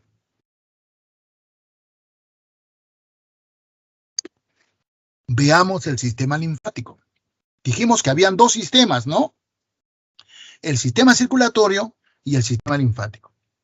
Ya terminamos el sistema circulatorio y ahora vamos a hablar del sistema linfático. A diferencia del sistema circulatorio, el sistema linfático es abierto. Ojo, el sistema linfático es abierto. Está constituido este sistema por 2 tipos de órganos. Los vasos linfáticos, así se llaman, en vez de vasos sanguíneos, acá se llaman vasos linfáticos, son estos vasitos verdes, vean. Algunos gruesitos y otros bien delgaditos, súper delgaditos. Estos vasitos desembocan en este órgano, en estos órganos, estos circulitos verdes. Se llaman ganglios linfáticos. Acá hay representado uno grande, ¿ven? Este es un ganglio, uno de estos verdecitos aumentados. Este es un vaso linfático que ingresa al ganglio. Y este es un vaso que sale de este ganglio para ir a otro ganglio. Y de ese ganglio sale otro vaso a otro ganglio. Este sistema forma una red que está distribuida por todo nuestro cuerpo. ¿Cómo comienza? En el seno, o sea, en la intimidad de cada uno de nuestros órganos, hay un vasito linfático, siempre. Un tubito linfático. Las células sudan, eliminan sustancias, como si fuera una cañería, como un desagüe. Por ejemplo, esa célula bota líquido afuera. Ese líquido se almacenaría, se inundaría, si no fuera porque estos vasitos linfáticos van chupando ese líquido extracelular y van manteniendo seco el espacio. Cada vez que las células botan ese exudado celular, los vasos linfáticos absorben ese líquido. Ese exudado de las células ya corriendo por los vasos linfáticos se llama linfa. ¿De acuerdo? Entonces, esa linfa... Uy, caramba, se me va a apagar la computadora. Ya, me había olvidado de prender el fluido eléctrico. Ok. Entonces, esos exudados celulares van siendo recolectados por los vasos linfáticos, van pasando por los vasos, por los ganglios, a otro ganglio, ¿no? Hay ganglios en la zona axilar, en la zona pélvica, en la zona torácica. Todo nuestro cuerpo está lleno de ganglios linfáticos. Finalmente, esos vasos, los más gruesos, desembocan en un vaso, el vaso linfático mayor, que se llama conducto torácico. Ese conducto torácico recoge toda la linfa de nuestro cuerpo y lo vierte a una vena que está en el brazo derecho, una vena braquial. O sea, la linfa finalmente es vertido a la sangre. Entonces el sistema linfático es abierto. Comienza con los vasitos linfáticos de los tejidos, de los órganos, pasa por todo el sistema de ganglios linfáticos y finalmente se vierte a la sangre. Y con eso va arrastrando, va transportando sustancias a la sangre. ¿Ya? Pero lo más interesante es que en esos vasos linfáticos y sobre todo en estos ganglios linfáticos se van acumulando células blancas de la sangre. O sea, de la sangre, a través de los capilares sanguíneos, salen leucocitos, abandonan en la sangre y se ponen a trabajar en los tejidos, en los órganos, para defender a nuestro cuerpo. De ahí se meten a los vasos linfáticos y se acuartelan en estos ganglios. Cuando algo extraño ingresa a nuestro cuerpo, un virus, una bacteria o algo, los leucocitos lo capturan y lo llevan al ganglio. Los ganglios linfáticos son como la comisaría, los cuarteles. Los leucocitos son células armadas, guerreras. En este ganglio, los leucocitos o glóbulos blancos matan al virus, matan a la bacteria. Cuando se produce esa lucha, el ganglio se inflama. Significa que este ganglio está luchando contra el germen. Por eso es que los médicos, ustedes habrán visto, cuando un médico nos ausculta, nos toca el cuello, nos toca las axilas, nos toca a veces la región pélvica. No es que el médico sea mañoso, está tratando de tantear ganglios inflamados. Si el médico encuentra ganglios inflamados, significa que tenemos una infección. Conclusión, para terminar con esto. El sistema circulatorio y el sistema linfático cumplen entonces con la función de transporte, pero también con la función de defensa de nuestro cuerpo. Pero estas dos funciones están desigualmente distribuidas en ambos sistemas. En el sistema circulatorio, predomina la función de circulación y transporte sobre la función de defensa. En cambio, en el sistema linfático es al revés. La función principal del sistema linfático es defensa y complementariamente circulación y transporte. Pregunta de examen, ¿ah? Listo. Y llegamos a las plantas. Dejamos en paz a los animales. Llegamos a las plantas. Y la pregunta es, en las plantas superiores, las plantas vasculares, lo que nosotros los biólogos llamamos las traqueofitas, esas plantas que han desarrollado haces vasculares, xilema y floema. Nosotros los biólogos a esas plantas le llamamos traqueofitas, helechos, criptógamas, fanerógamas, ¿no? ¿Tienen las mismas necesidades que nosotros, que los animales? ¿Tienen necesidad de transportar sustancias de un órgano a otro? Sí, claro que sí. Sabemos muy bien que una planta tiene que transportar agua desde las raíces hasta las hojas, para que en las hojas ocurra la fotosíntesis. ¿Cómo es que las plantas transportan agua desde las raíces hasta las hojas? El conducto ya lo conocemos, lo hemos hecho en una clase anterior. Los vasos leñosos del xilema. Hoy vamos a aprender cuál es el mecanismo, pero la vía ya la conocemos. Los vasos leñosos o tráqueas del xilema. En las hojas, gracias a este maravilloso fenómeno biológico llamado fotosíntesis, los nutrientes inorgánicos se convierten en moléculas orgánicas, alimentos orgánicos, glucosa, fructosa, sacarosa, aminoácidos, etc. ¿Cómo se transportan esas moléculas orgánicas que se producen en las hojas hacia el resto de órganos de la planta que no puede hacer fotosíntesis? La vía ya la conocemos. Los vasos liberianos o tubos cribosos del floema. Entonces, eso ya lo hemos aprendido en una clase anterior. Ahora vamos a aprender cuál es el fenómeno, cuál es el mecanismo que permite que la savia elaborada, así se llaman a esas moléculas orgánicas disueltas en agua, sea llevada desde las hojas hacia los órganos, el resto de órganos de la planta. Y también hoy día vamos a averiguar cómo es que la savia no elaborada o savia bruta, o sea, el agua con nutrientes minerales, sea llevado desde las raíces hasta las hojas mediante los vasos leñosos del xilema. Ese es el objetivo de esta clase, de esta parte de mi clase. Pero estas plantas tienen exactamente los mismos problemas que los animales.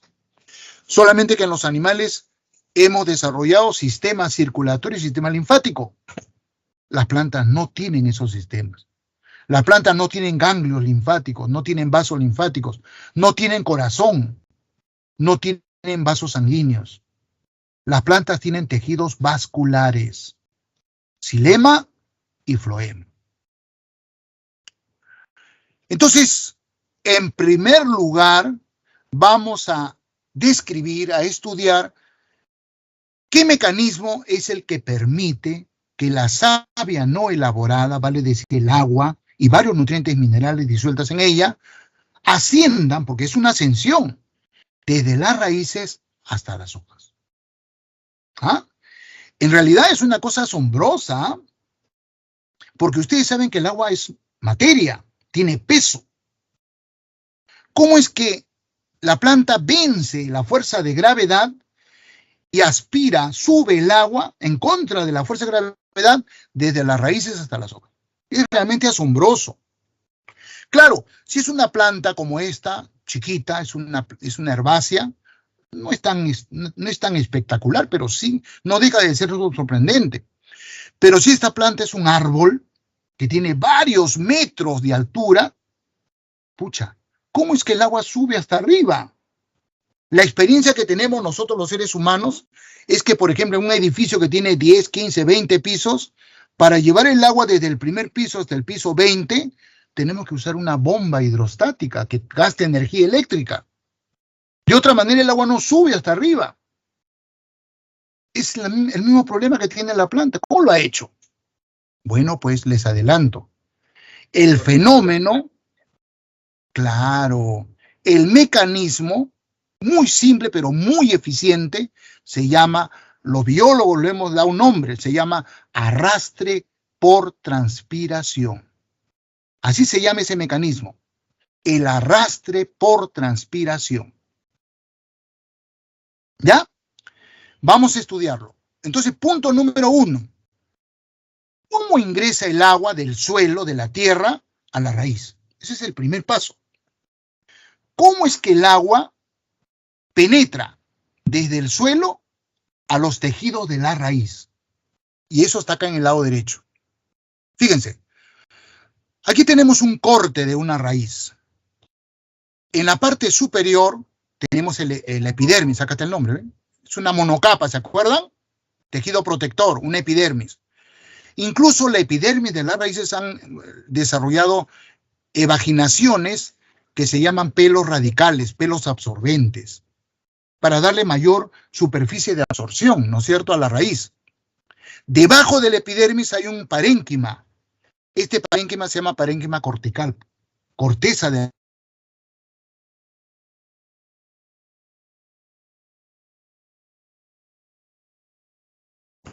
esta de acá, se llama endodermis, esta de acá que estoy señalando. Los biólogos también le hemos puesto el nombre de una persona que lo descubrió, banda de Caspari, o endodermis.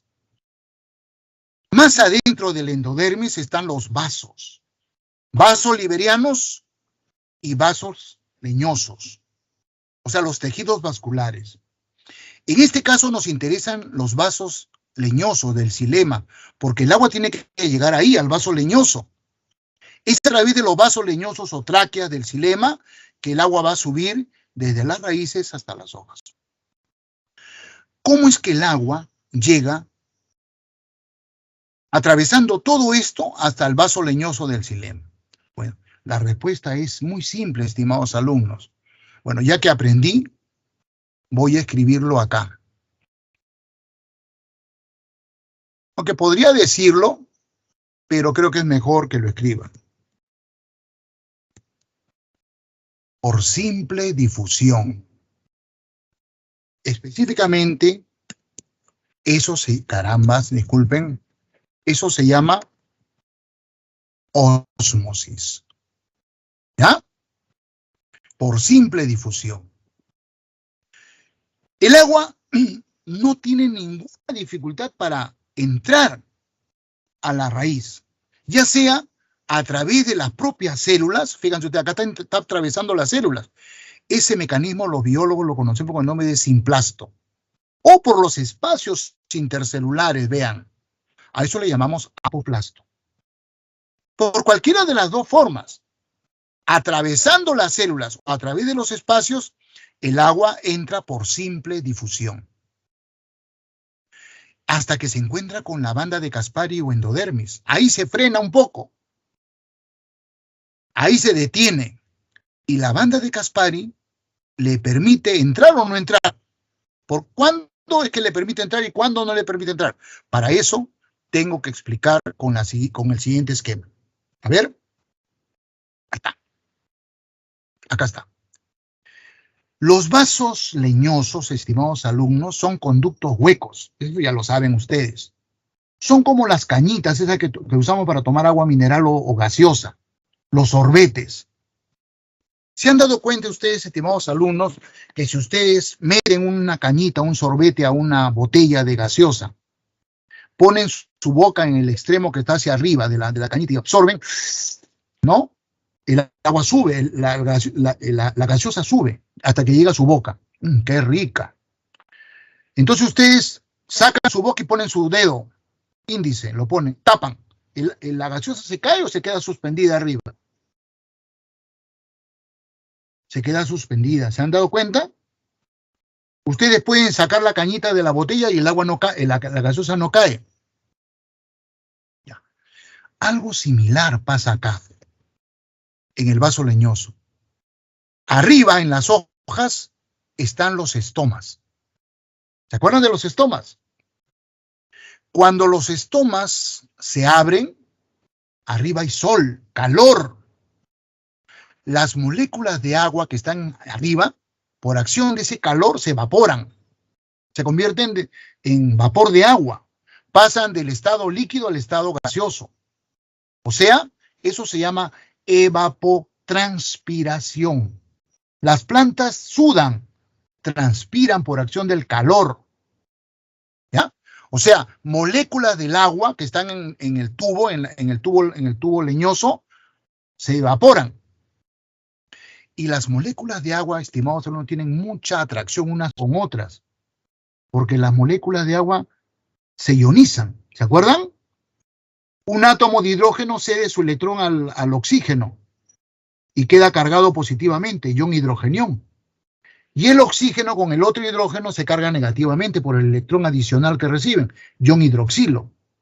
El agua siempre está ionizada, ion positivo y ion negativo. Por eso es que una molécula de agua se atrae con otra molécula de agua.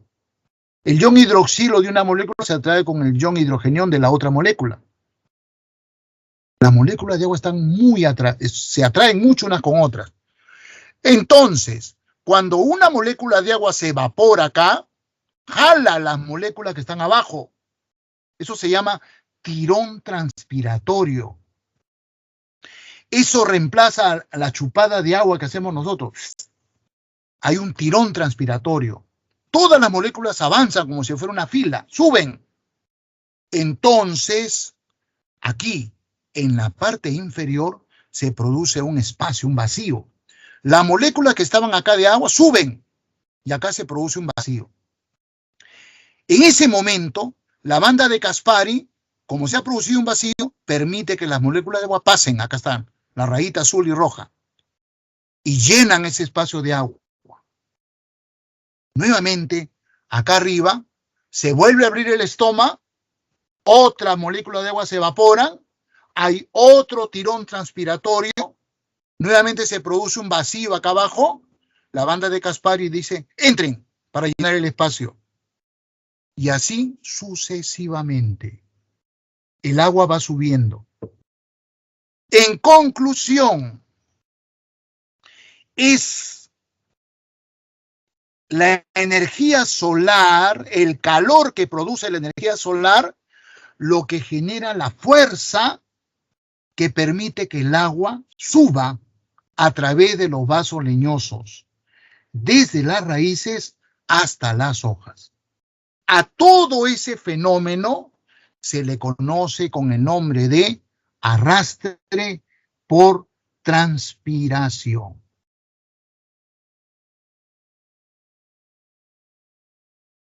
¿Claro, estimados alumnos? ¿Todos captaron la idea? Díganme que sí, por favor, no tengo mucho tiempo. Sí, profesor. Bien. Ok. Y ahora... Profesor, una consulta. Dime. ¿Y las plantas que crecen sin luz, o sea, en cuevas, así? A su madre, me la pones difícil. Yo me imagino que una cueva, no, que las plantas no pueden vivir sin luz, mi estimado amigo. Algo de luz llega a una cueva, algo de luz, ¿ya? Algo, si no, no pueden haber plantas. Claro, pero entonces le dificulta un poco más. ¿Y qué mecanismo han desarrollado? El mismo. Solamente que esas plantas que crecen en las cuevas, no son traqueofitas, pues son musgos. Son algas. Son otro tipo de plantas. Recuerda que yo comencé esta clase diciendo traqueofitas, plantas con tejidos vasculares, ¿de acuerdo? ¿De acuerdo? De acuerdo, profesor. De acuerdo, profesor. ¿No? Ahí tú en una cueva no vas a encontrar árboles. No vas a encontrar esas plantas altas. No, son plantas bien chiquititas. ¿Ya? Buena tu pregunta, gracias. Profesor, ¿puede repetir lo que es la osmosis? Osmosis, ¿Cómo? digo. Osmosis.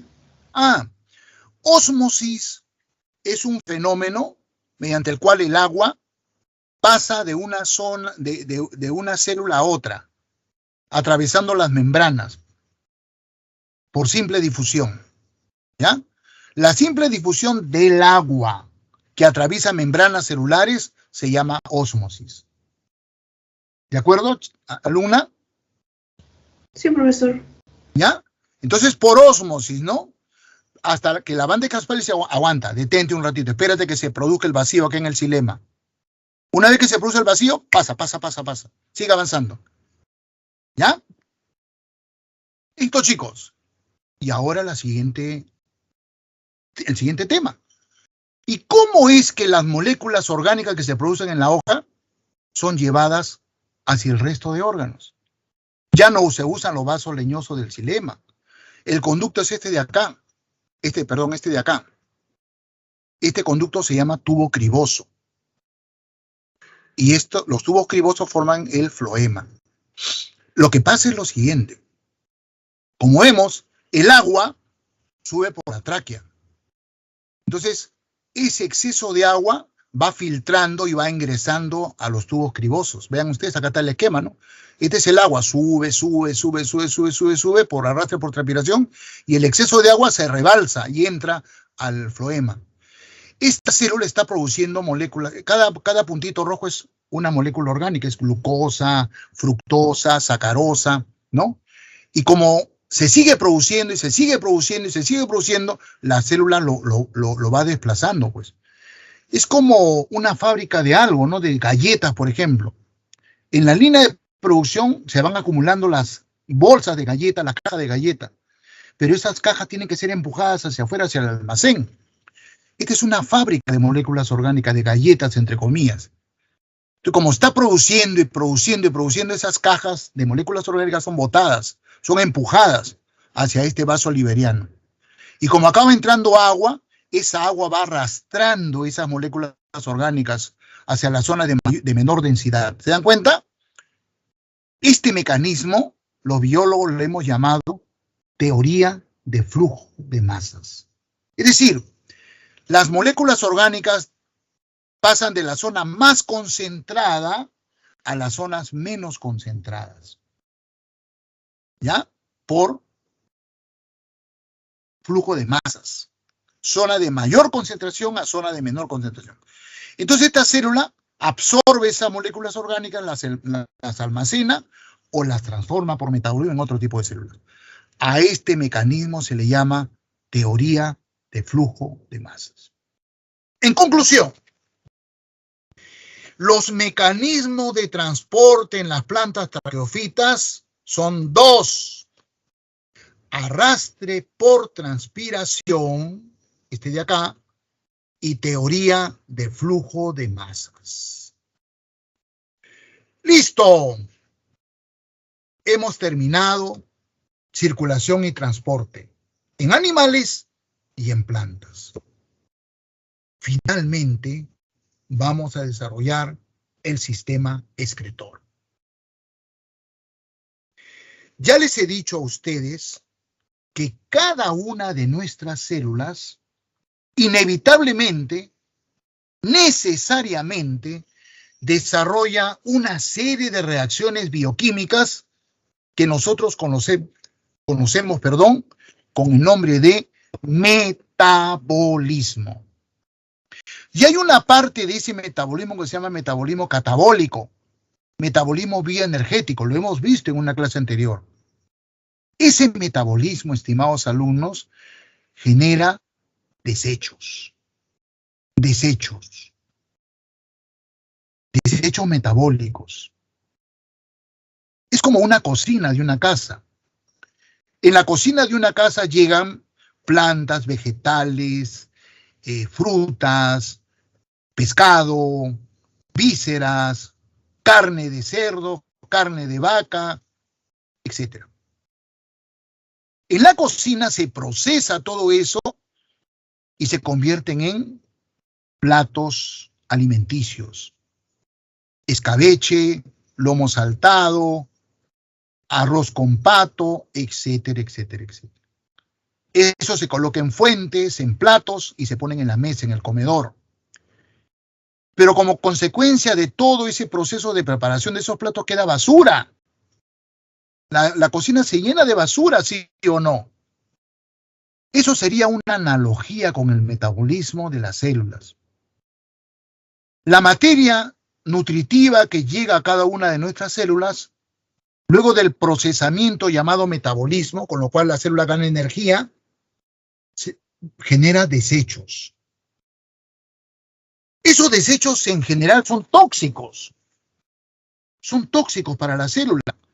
Entonces la célula, ¿cuál es la estrategia que tiene? Los bota, los elimina afuera, como hacemos nosotros. La basura que se genera en nuestra cocina lo botamos a los camiones recolectores de basura. Las células hacen lo mismo. Entonces, el sistema recolector de esa basura metabólica es el sistema excretor. En conclusión, ¿cuál es el objetivo del sistema excretor? Eliminar los desechos metabólicos. Y además, ¿se acuerdan ustedes? Esa sería una pregunta que yo les haría en el examen, ¿eh? ¿Cuáles son los desechos metabólicos de la respiración celular aeróbica? Es una pregunta que yo les haría. ¿Cuáles son los dos principales desechos producidos por cada una de nuestras células después de la respiración aeróbica? La respuesta es una sola, estimados alumnos. ¿Cuál es? Díganme. Yo los hago ingresar a la universidad. Dime. CO2 o dióxido de carbono. Muy bien. ¿Y cuál es el otro? Dímelo, por favor, y te hago entrar a la universidad. Mentira, no tengo esa capacidad. ¿Cuál es el otro? Muy bien, CO2. ¿Cuál es el otro? De la respiración celular aeróbica. ¿Cuál es el otro desecho, estimados alumnos? CO2 y agua. Agua. ¿Se acuerdan? ¿Sí o no? Sí, profe. Entonces el agua es un desecho metabólico. Cada una de nuestras células, cuando usa el oxígeno para atrapar los electrones del proceso respiratorio, va produciendo agua. Entonces el agua, en este caso, es también un desecho metabólico. Y eso determina la siguiente función del sistema excretor. Regula el contenido hídrico del organismo. El sistema excretor regula la cantidad de agua que debemos retener o eliminar. ¿Se dan cuenta? La respuesta es entonces, el sistema excretor cumple dos funciones. Eliminar los desechos del metabolismo y regular el contenido de agua del cuerpo, del organismo. ¿Ya? Les doy un ejemplo. ¿Se han dado cuenta ustedes, estimados alumnos, qué le pasa a una persona cuando está deshidratada? Por ejemplo, se le ha soltado el estómago, tiene diarreas. Ya van 2, 3 días que tiene diarreas. La lengua está blanca. No sé si ustedes han sido observadores. Cuando una persona que tenga esa situación va al baño, tiene ganas de orinar, orina bastante o orina poquito. ¿Se han dado cuenta? Orina poquito, pero bien cargado. Caso contrario, una persona que está tomando cerveza con un amigo. Entre dos están soplando una caja de chelas. Salud, compadre, salud. Nos gusta hacer ostentación de que somos buenos borrachos, buenos chupadores. Salud, salud, pues, salud. Un vaso, una botella, 2, 3, 4, 5, 6 botellas. Un ratito voy al baño. ¿Se han dado cuenta? ¿Cómo es orina en ese momento? Orinan un montón, porque tienen exceso de líquidos en su cuerpo. ¿Quién está cumpliendo esa función de regular cuánta agua deben retener? El sistema excretor, estimados alumnos. El sistema excretor cumple dos funciones. Eliminar los desechos del metabolismo y controlar, regular el contenido de agua del cuerpo. ¿Ya? Uy, carambas. Ya no voy a acabar, creo. Bien. Entonces, Vuelvo a repetir. En animales tan primitivos como los platelmintos o como los celenterados, los nidarios, la eliminación de desechos, no, en platelmintos no, disculpen, en celenterados, la eliminación de desechos es por simple difusión. Esta hidra, esta medusa, sus desechos metabólicos simplemente lo botan por el cuerpo. No tienen sistema excretor. Bueno, ya les he dicho, los protozoarios no son animales.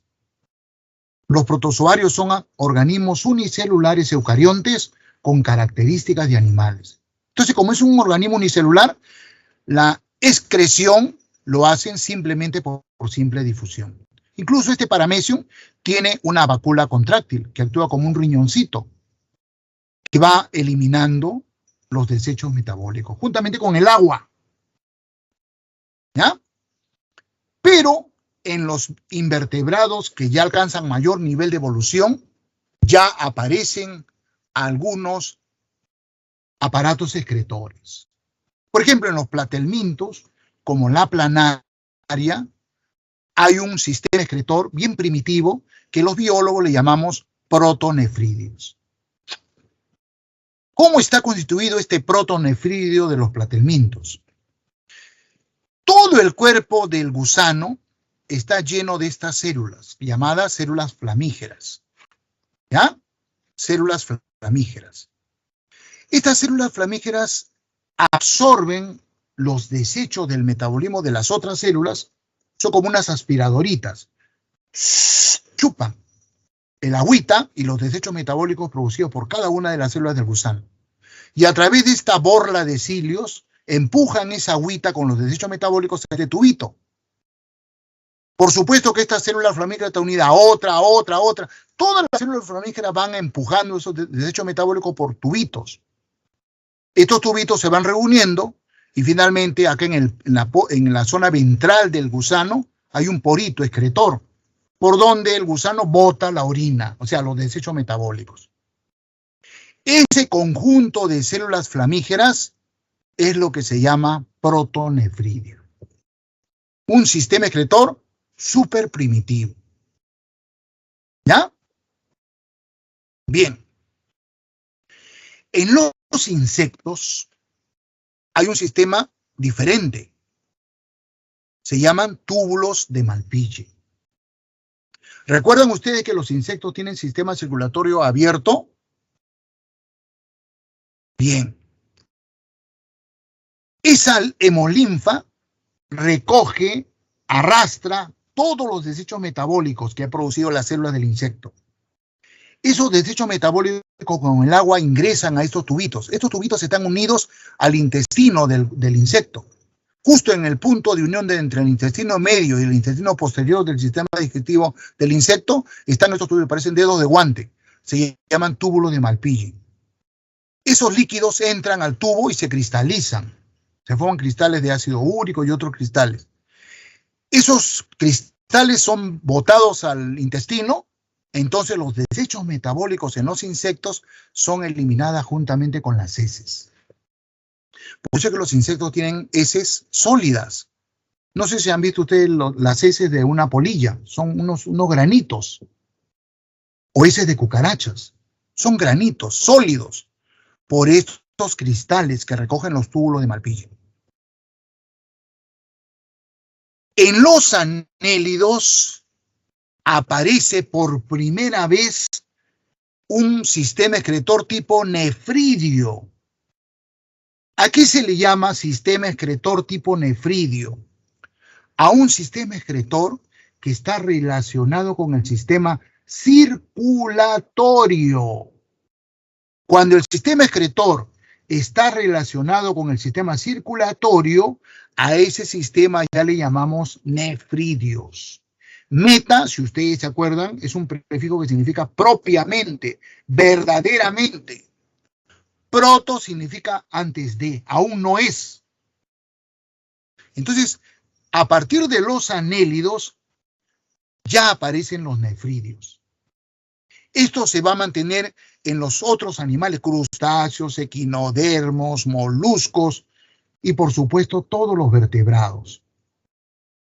Nuestros sistemas secretores están constituidos por nefridios. Sistema excretor relacionado con el sistema circulatorio. ¿Ya? A ver, describamos cómo es un nefridio en un anélido. Ya recuerdan que los anélidos tienen un cuerpo dividido en segmentos. Bueno, en cada segmento un anélido tiene 2 nefridios. El nefridio está formado por este extremo distal, es un tubo bien enredadito, largo, ¿ya? Entonces, esta abertura se llama nefrostoma. El nefrostoma recoge los desechos de la sangre, los desechos metabólicos, amoníaco, amonio, urea, ácido láctico, etcétera, agua, ingresan por ese tubito. Circulan por todo el tubo, pero acá estos más oscuritos son capilares sanguíneos. Los capilares sanguíneos reabsorben lo que debe ser recuperado, agua, iones como sodio, potasio, glucosa, ¿no? Etcétera, y regresan a la sangre. Y lo que debe ser eliminado continúa viajando por ese tubito. Al final del tubo hay una zona dilatada que se llama vejiga. Aquí se almacena y esta es la orina. Y esta orina es eliminada por el nefridioporo. El gusanito tiene 2 nefridioporos, uno hacia un lado y otro hacia el otro lado, por cada segmento.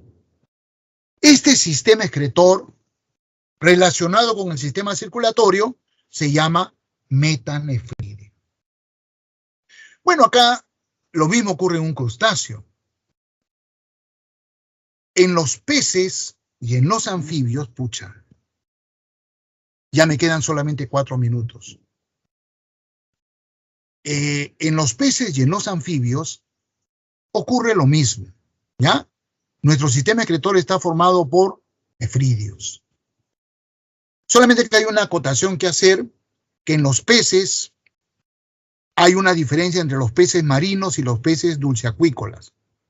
En los peces marinos, el agua que envuelve al pez es hipertónica, tiene sales. Entonces el pez tiene la tendencia a perder agua. Por eso es que su sistema excretor retiene mucha agua. Yo no sé si ustedes se han dado cuenta que cuando ustedes se meten al mar y están bastante tiempo en el mar, salen del agua y su piel de sus pies está arrugada, ha perdido agua. El sistema excretor de los peces marinos produce poquísima orina porque el pez trata de retener agua. En los peces dulceacuícolas, de ríos, de lagos, la situación es al revés. El agua que los circunda es hipotónica y los fluidos tisulares del pez son hipertónicos. Entonces este pez se hincha, absorbe mucha agua. Entonces el sistema excretor está diseñado para eliminar el exceso de agua. En otras palabras, el sistema excretor de un pez dulceacuícola orina bastante, bota mucha orina para eliminar el exceso de agua. Esa es la particularidad, ¿ya? Pero en peces, anfibios, reptiles, aves y mamíferos, el sistema excretor es tipo nefridios. Y bueno, nos queda el sistema excretor humanos. Ya definitivamente no me alcanzó el tiempo para desarrollarlo. Ya le dije que esta clase es súper extensa, así que culmino dándoles la clave del ejercicio, ¿ya? No lo voy a proyectar porque ya no tengo tiempo, me quedan apenas minuto y medio. Les doy la clave. Pongan atención, chiquitos. Pregunta número 1, D de dedo. Pregunta número 2, C de Carlos. Pregunta número 3, D de dedo. Pregunta número 4, B de bueno. Pregunta número 5, A de Aurelio. Pregunta número 6, A de Aurelio. Pregunta número 7, B de bueno. Pregunta número 8, A de Aurelio. Pregunta número 9, A de Aurelio. Pregunta número 10, A de Aurelio. Pregunta número 11, D de dedo. Pregunta número 12, D de dedo. Pregunta número 13, C de Carlos. Pregunta número 14, D de dedo. Y pregunta número 15, D de dedo. Si ustedes tuvieran alguna duda de por qué esa respuesta es la respuesta correcta, la próxima clase que voy a hacer es creación en humanos, ¿no? Podemos discutir esas preguntas que les quedaron dudas. ¿De acuerdo, muchachos? ¿De acuerdo, estimados alumnos? Bien, siendo las 11:55, doy por finalizada mi clase de hoy. Espero que los conceptos que les he vertido queden claros.